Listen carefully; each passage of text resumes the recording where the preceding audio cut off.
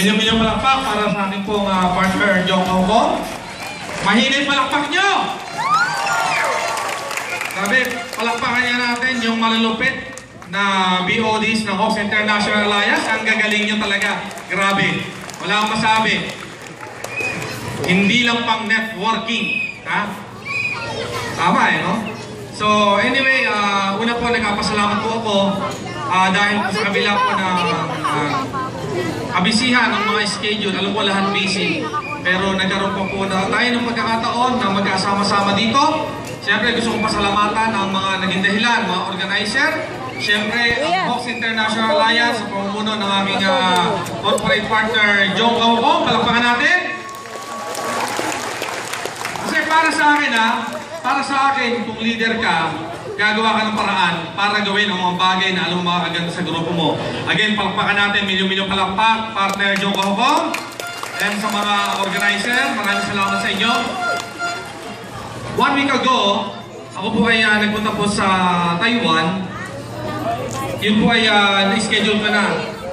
Before pa po ako, last month, 2 months ago ako pinasa Australia.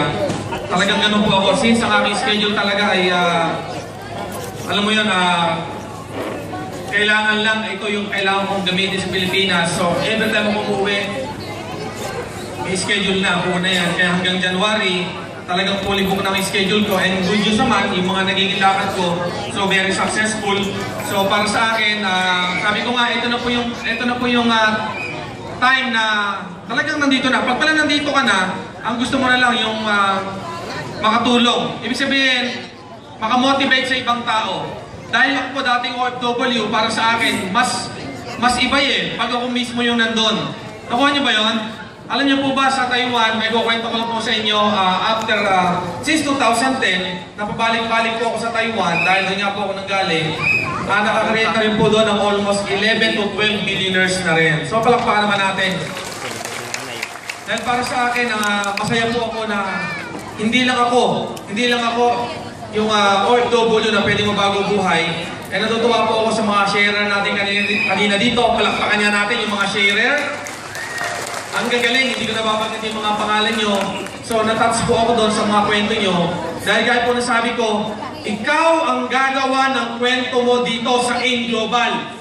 Ang success mo dito dapat base sa sarili mong karanasan. Huwag kang papayag na hindi ka yayaman dito. Bakit? Nakuha na ng marami dito. Tama? Gumawa ka ng sarili mong kwento. Para sa akin, hindi pinag-uusapan kung ano ang posisyon meron ka ngayon. Dahil ang pinag-uusapan na ngayon, anong resulta ba ang nakuha mo? Gaya po ng lagi ko sinasabi, ang AIM Global po ay ages na. Kung tingin mo, nagbibiro kami sa negosyo na to, nagkakamali ka. Maraming tao sa labas na hanggang ngayon hindi pa sumasali sa atin. Okay lang po yun. Tayo nakakita, para sa akin, tayo dapat ang gumawa. Huwag mong gagawing dahilan ang ibang tao para hindi ka magsaksi dito. Kaya sinusuportahan ka kaya hindi. Dapat magsaksi ka dito. Dahil pag nag-fail ka dito, kasalanan mo. Pag nagsaksi ka dito, grabe. Isa po ako sa matutuwa sa'yo. Palakpakan niyo po yung mga sarili niyo. Marami pong activities po, marami pong mangyayari po sa AIM Global for the next year, next 2 years. Sa mga hindi pa po member na AIM Global, huwag kang papayag, manonood ka na lang. Kami po ay naglalaro. 8 years na po kami naglalaro po dito. Kung ano po nakikita niyo resulta, huwag niyo na po pagdudahan pa. Yun po ay totoong-totoo. Ang labanan na po ngayon, hindi lang po local business. Ang labanan na po ngayon, international business. Kung gusto mo lumaki ang network mo sa international, dapat ngayon pa lang marami ka na rin leaders sa international. And congratulations sa mga leaders po na malaki po ang network sa international. Grabe, palakpakan mo po yung sarili mo.